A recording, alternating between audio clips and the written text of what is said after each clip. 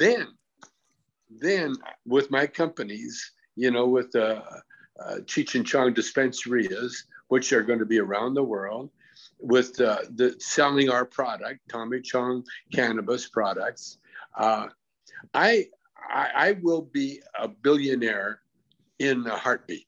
Right on. And no, that's sorry. Go ahead. I was finish that thought, but I'm gonna add to that because I've had this. yeah, Go ahead. the trick is, it's not how much money you got; it's what you do with the money you got. Absolutely. And so once I become a billionaire, I'm going to show the rest of the billionaires how we can make this planet a beautiful, safe place to live. A much better place to live in. And then again, that touches on so many things. I can say my whole Ganja journey started probably similar to yours, which is not there was no medicinal this and that. It's just and like growing up, I didn't know ganja was bad. It was I grew up in Jamaica. We were under the Arpit of America. We got the same propaganda, but I tried it at one point. I'm like, but there's absolutely nothing wrong with this thing, man. This is nonsense, and that's pretty much started the journey. But I'm going to go back to I like the Cheech and Chong dispensary. I think that's a brilliant idea. I literally have a concept because I do think we need to fully represent and embrace the OGs, the old heads in the industry. And I have a concept for a location in Jamaica with a mega head shop, a ganja museum. And I'm thinking I would love a Cheech and Chong dispensary to be a part of that. That's obviously a conversation to be had. I think that would be beautiful. Definitely. Yeah. I love Jamaica, man. I was going to ask, have you been to Jamaica? Yeah, go ahead, please. Tell me about I was in Ocho Rios. Yeah. And we were staying at this, actually a house. We rented a house. And it's so funny. I rented a house and then we had a car. So I would drive from the house down to the beach. And you know how they are in Jamaica. There are people walking and they saw me driving. So they hitched a ride. And so I said, okay, that's cool. I stopped. Are you serious? Okay. That's interesting. Okay, Karen, like I said, we are very similar. Because a lot of Jamaicans will probably not do that. I myself have done that. But anyways, but carry on, please. Yes. Yeah. So I'm driving down. I stop. I pick them up. And they drive down. They say, thank you. And then they ask me, what time are you going back up the hill? Sketching themselves. How you mean, right? I said, I don't know, a couple hours. She said, okay, we'll be here. So then I drove them back up, and then they said, okay, are you going to be here tomorrow? And I said, sure. That's Jamaica. They use their resources. Whatever. They use their resources. If you got a car and you smile at me, okay, give me a ride. and then I asked the pool guy or the guy at the towels at the beach. I says, I want to buy some weed. He said, no problem. He says, how much you want? I said, just you give me, I don't know, $10 worth. Okay. Everybody starts shy, and then you get surprised by the amount you get for the $10. Like, holy shit, yeah, that is it. I got an armful. I got an armful of bud. That's right. It was the bud, the biggest. It was an armful. I took it home. That's how they do it. I took it home. That's how they do it. And I cleaned it. I loved it.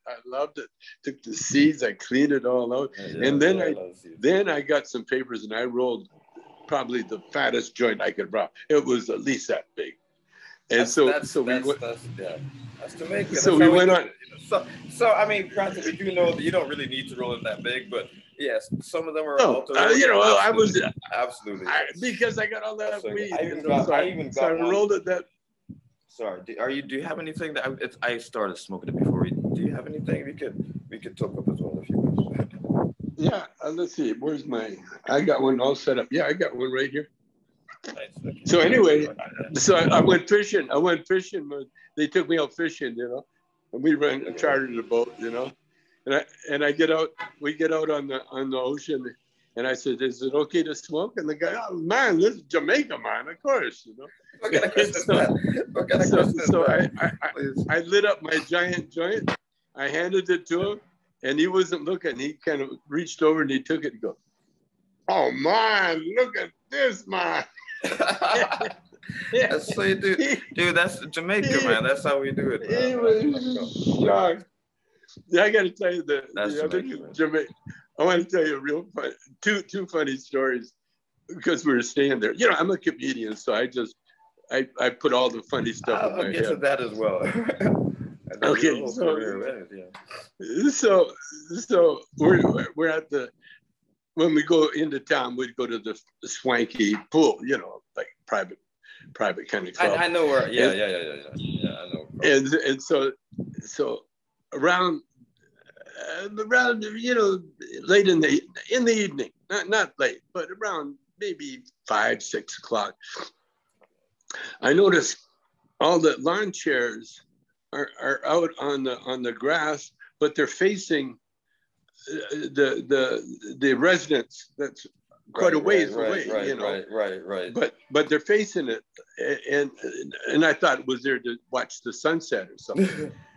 But all of a sudden, they're all sitting there. The ladies, you know, they got their drinks, and they're all sitting there, and they're facing this way. And all of a sudden, this Jamaican man comes out. Oh, in a distance, in his backyard, he's got a hose, and he's naked. He comes out to have a shower.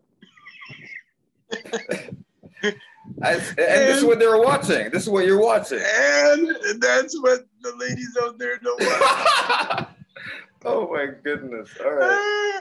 And then there was at night. So you know, the hotel, they had all the hotel thing. You know, I said, where do the locals hang out? And I guess, what was it called? It was some kind of mountain. It was anyway. I don't know. Yeah, it was a mountain where the locals hang out, and so when you walk up the mountain, it's dark because there's no electricity. There's like candles, you know, and as you get up there, I started recognizing people. No, the people on the beach and that, you know, the ones that all right, okay. Yeah, they're begging for money, you know, they're all it's a community, missed. It's a community, you will that will happen. I live in this is a very touristy community, and yeah, there will be we're just literally here for the tourists. It's where I'm not, but yeah, it was great. That's the thing though. The higher we got up the mountain, higher as we walked, you know, the music was crazy. Everything was good, but there was no electric light. It was all candlelight. It was all lamps, and that, and that's where the locals hung out. And that's where they had their life. You know, it was incredible. I can't wait to go back, man. I was just about to say, well, this is yes, I know that this is a virtual conference, and in fact, it might even be being done. We're recording. It's going to be part of a TV series, Cannabis and Coffee segment of the Ganja Project. Once again, thank you very much for joining us. But I lost my trail of thought. But geez, sorry, I completely lost my trail of thought there. Sorry. Anyways. But yes, but thank you. Anyways, but that's that. What? No, sorry. Yes, and that was it. But yes, this is going to be a conference that we're going to be hosting in the Grill, Jamaica, and I invite you for 2021 when it's safe to travel. You know, I'm not going to lie. I will say, stay where you are. You know, this is just an island. We're contained here, so please keep that stuff away. But in 2021, please welcome.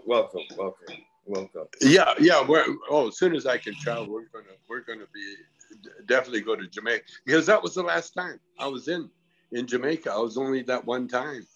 And well, how long ago was that? There's so much. How long ago was that? That was in the 90s. Yeah, you're talking about this. 90s. You're talking about this lack of electricity. I'm thinking, no, man, we upgraded a little bit. Maybe not completely, but we definitely upgraded from that point in time. I mean, Yeah, it was. yeah, the level It of was the way. absolute rustic in Jamaica is you probably don't really, quite frankly, because of Airbnb, because private people started upgrading, so the industry is kind of upgraded. So yeah, but it's absolutely, once again, the invitation is absolutely on the table. I'd love to have you come and join us in Jamaica. You got to do it. You got to do it. Now, are they growing the same way they always grew, or have they changed their growing methods? That's an interesting question. Excuse me for a moment. That's there. No, what's happening in the industry, in fact, is yes, you do have your traditional growers. They grow the same way. Some of them do grow the same way. Some of them are evolving. There's a whole new, I would say, faction of growers who have now entered the industry because they know where they want to go. It's not fully legal yet, but they want to participate. And so whatever, we have little gray market sales and so on. Very, very good quality stuff. And so basically, yeah, I mean, everybody wants to participate. The astute ones are learning and want to be a part. We'll see. Hopefully, this will happen. There are those who are the traditional who just, well, I'm in off go ganja, and they're probably left aside. I don't know. That's just a part of it. Once it gets to business, but yeah, things are, and then you have the dispensaries who are at the top level.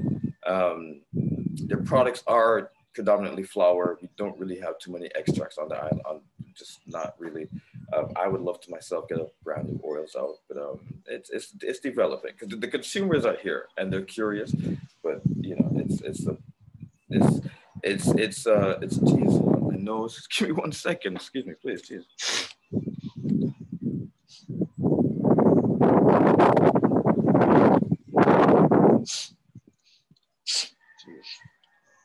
Sorry, right. sorry, right.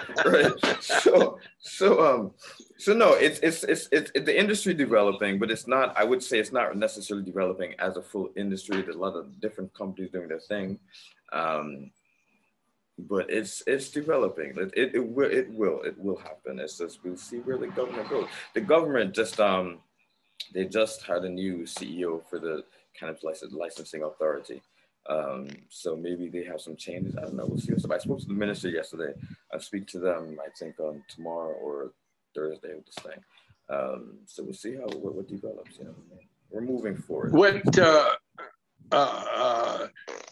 So are they? Is the government friendly now? Is it still that British sort of law?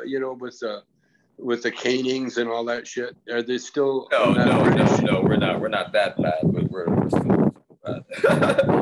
we're still a freaking colony, but we're still. I mean, we're still. I get, like I say, very, very deep. I'm gonna have to edit this.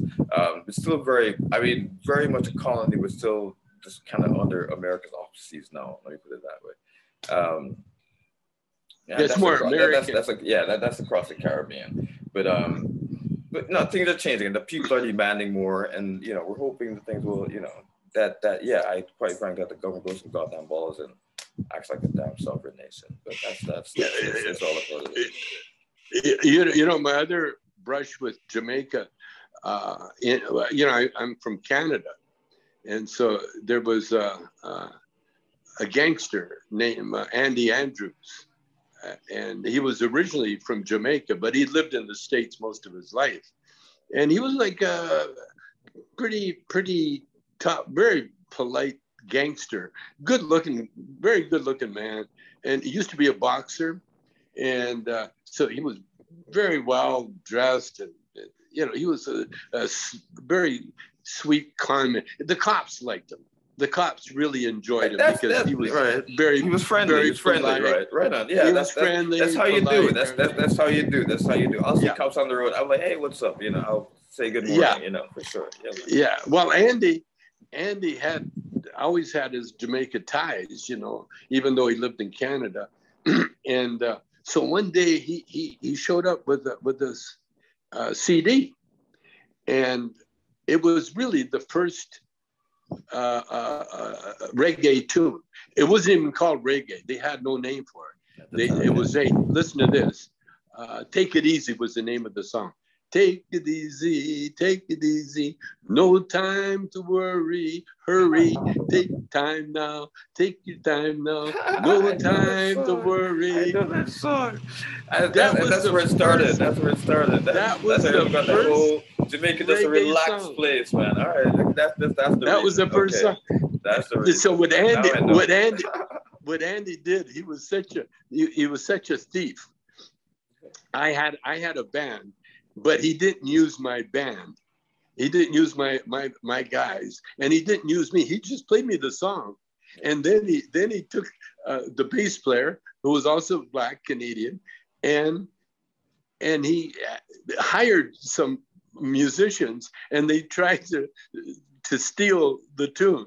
Tried to recopy the tune. Not the rhythm or anything. Just trying to steal the tune, reverse engineer kind of thing. And they never come close, not even close. The record never got made. But I had a chance to become of that reggae thing after that, because I was one of the first to hear it before it was in. They never even had a name for it. And then years later, that's what brings me back. Let's talk about your career, because you started as a musician, then you did the movie thing, and I will say, again, I'm a fan. I'm a filmmaker myself, and you guys did a Ganja movie. That's obviously independently made. I mean, quite frankly, at that point in time, I think the only films that actually independently were made and were successful were probably the Cheech and Chong movies and Deep Throat. Sorry to make that reference, but I mean, but you're a musician, actor. How do you prefer to brand yourself?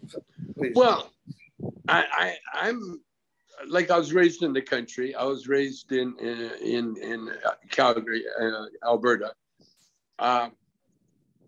Like, when I started playing guitar, it wasn't because I had this love of guitar or love of music. It was the fact, it was the fact that I could play, and the fiddle player across the field needed a guitar player, and so I was working. 8 years old, I started playing with the fiddle player, and so it was always a job to me, and I always learned enough to keep the job. But I loved it, and he taught me a lot of good rhythm things and that. But it wasn't my calling. I didn't live with a guitar. I had to do it because I could do it, and that really was my life all through, right up to now, that I can do things, but it's not necessarily my focus. My focus is it's all over the place. But musically, the fiddle player taught me the basics. He says, keep it simple, keep the time, because that's what my job was. Keep that rhythm. Okay. Keep it simple, keep the rhythm, and keep the rhythm simple. Don't go crazy. Just keep it simple, and always give the people what they want. Like, if they're dancing and they want to hear that same tune again, you play it. If they want to hear it 10 times, you play it 10 times. That's what he taught me. And so what he taught me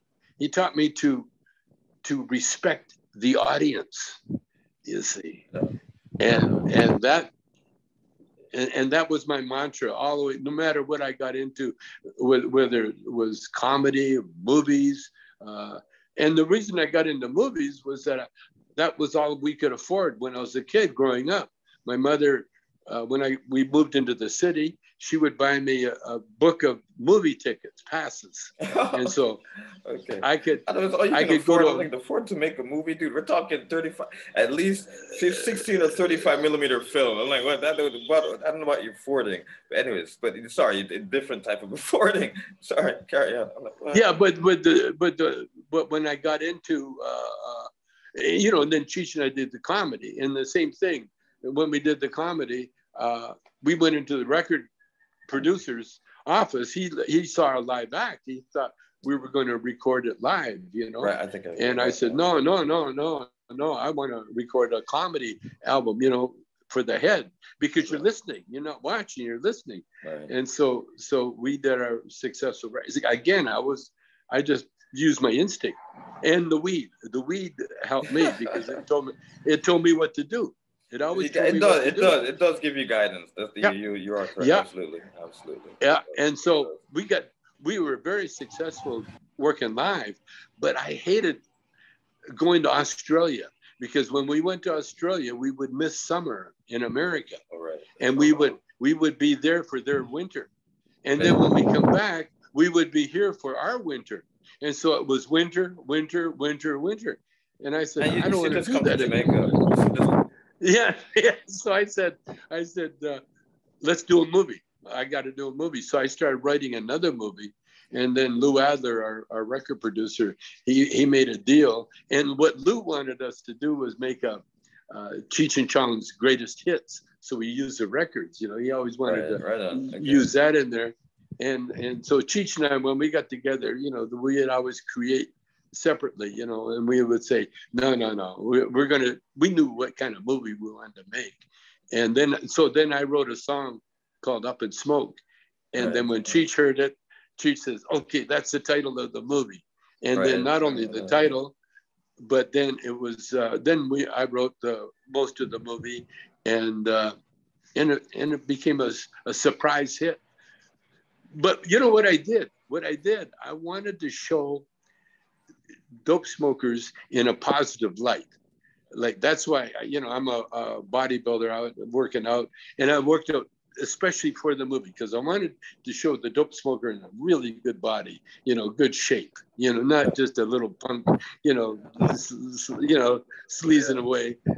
And Cheech did the same thing. You know, he wanted to show the Chicanos in a good light, you know. And so we become musicians. And then I wanted to show the opposites, you know. He was dirt poor, I was filthy rich, you know.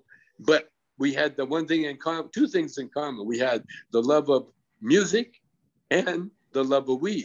And so that was our thing. And then I used the fact that weed was illegal to have fun with the cops, and to have fun with the band, and to have fun with all the craziness. And to this day, this movie is still making money. It's still. I'm sure. I'm probably gonna rent it again. You know, make no mistake. Put a little money in your coffers. Yeah, I get residuals for my movies. It's small, but, you know, I'm sure. Absolutely. Right on. So all right. So tell me. So what's the next move then? I mean, what you dispensary thing? What are you another movie? I do have a film idea that I'd love to talk to you guys about, but I mean, what's going on with Cheech and Chong? What's going on with that, man?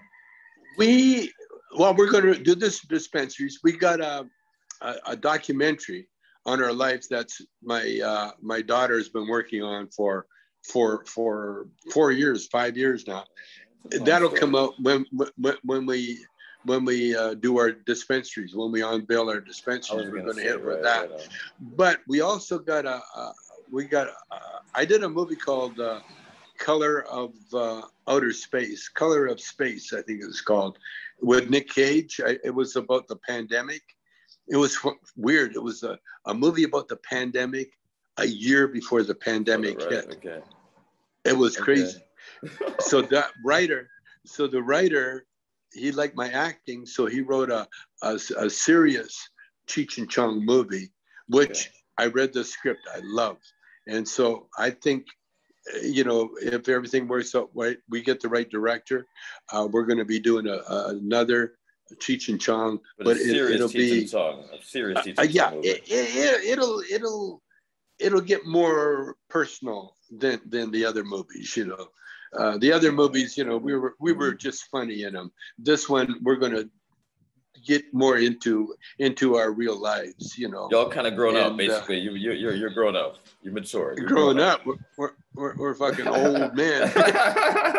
You're seniors now. I'm saying, but for real. So, all right. Well, tell me this. I'm gonna get. I'll let you go shortly. A last few questions. So, tell me. So, what do you think about the state of the industry as we have it right now? Because, quite frankly, it's whatever things are being legalized, things are growing. We got billion-dollar companies here and there. It's in very many ways being developed by people who are not even ganja people or not cannabis people. But they've got the money, they're moving it. What do you think of the state of the industry? What's your opinion? Well, it's so simple. Weed is so simple that you can't really do anything with it other than to put your own stamp on it, you know. First of all, it's not going to, right, we never invented it. Right, exactly. You can't have your own specific product. It's a plant. Yeah, right. It's a plant that's been growing around the world for a reason. It really is a gift. It's our way to communicate with God. You know, it really is a gift from God put here for our health.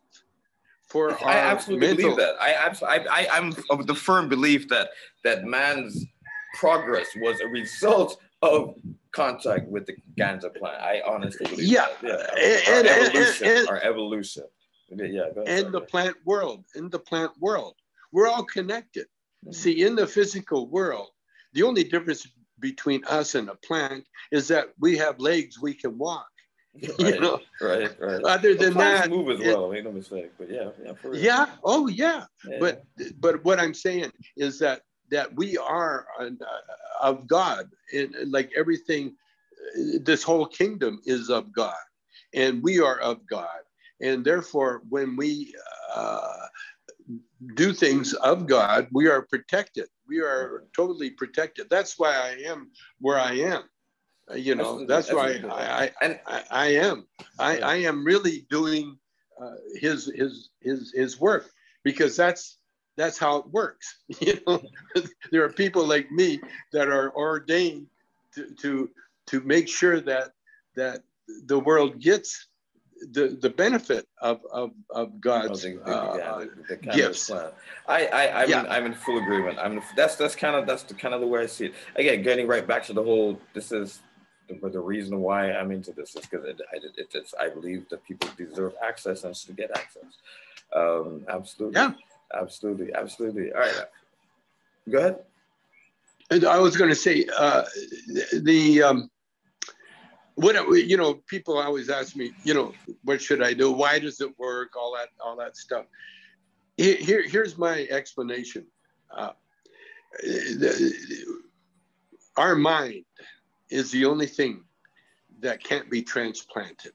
You know, you can have a new heart, you can have a new lung, you can have a different body, you can have a arm, a leg, a penis. You can have transplant. The only thing you can't transplant is the mind. It's the brain, it's the mind. And there are a lot of people trying to do this with AI, and I think it's absolute nonsense, because you're absolutely correct. It cannot be done. Absolutely. It can't. Because you figure out AI is created by man. It's created by that will be its limitation. That will literally be its limitation. Exactly. Absolutely. Exactly. Absolutely. And that AI is going to show us how we can live in this beautiful spaceship. We're on a spaceship now.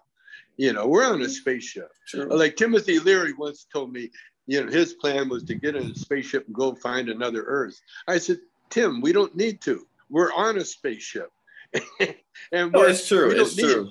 It's true. We don't need I do find it interesting that the moon, that we rotate around the sun and everything rotates, but the moon is the still object. That's interesting as hell to me. That's a completely different conversation for another time.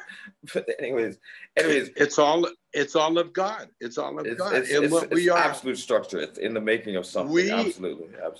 We are here to do God's work. That's why we're here. That's our job. To move the human race forward. Absolutely. It's not about making money. You'll make money as a part of it, but it's to move the human race forward. Absolutely. It's what you do with money. Money is a tool. There you go. There you go. Absolutely. Like Absolutely. if I was you know, I carve, and if someone handed me a knife, I knew what to do with it. You know, I carve things. You know, and that's what happens to me. If someone, and I will make a ton of money, I'm going to use that money to further the human race. Purpose. And the Absolutely. way you do Absolutely. the way you do that is with Right on. education. It's There you all go. education. That's the foundation. And that's what we do. Like they're all worried about the border now. You know, Mexicans are coming in the border. I that's what we're here to do. That's what the Statue of Liberty's got that plaque that says, bring your downtrodden and absolutely. Yes, Absolutely. that's it. Absolutely. That's Absolutely. information. Absolutely. That's their information, and that's what they're coming. That's why they're here. They're not here to take away jobs. They're not here to do anything. Well, that's a bizarre racist thing that people just assume that because these people are coming in, they're taking shit from you. It's like, no, they're just gonna share in the shit. They're not. It doesn't have to go around. But yeah. And you know what else I found out? That racism, or the people that support racism, they do it for the attention. You know, the media attention. If you, like, you know, cry a fire in a crowded theater, you will get attention. Right. And it's against the law, and it's against all humanity, but you will get attention. And that's what these people are doing it for. They're doing it for attention. And we can't stop. I couldn't agree. I could not agree more, because they know, and quite frankly, I despise, and I really hate this. And I'm gonna come back. I'm a U.S. citizen. I'm gonna come back to America just now to start to cussing off some people, because I think it's very offensive that you have some of these racist white people that literally want to define racism for me. I'm like, bitch, if I tell you this is racist, it's motherfucking racist. You understand? I was like, what's up? Anyways, Tommy, I have to run. I have to get to other people. We didn't even get to the guitars. But I'd love to pick up this conversation. I guess I'm going to follow up with a couple of emails, because I'm serious about the Cheech and Chong location. I'm serious about that. Well, let's do it. Good name for that. I'm serious about that. All right. So anytime you want, I'm available. Right on. One love. Thank you once again. Thank you very much. Thank you, sir. The rest of your day, my brother. Have a good one. One love. All right, brother. Peace out. Bless. Peace out.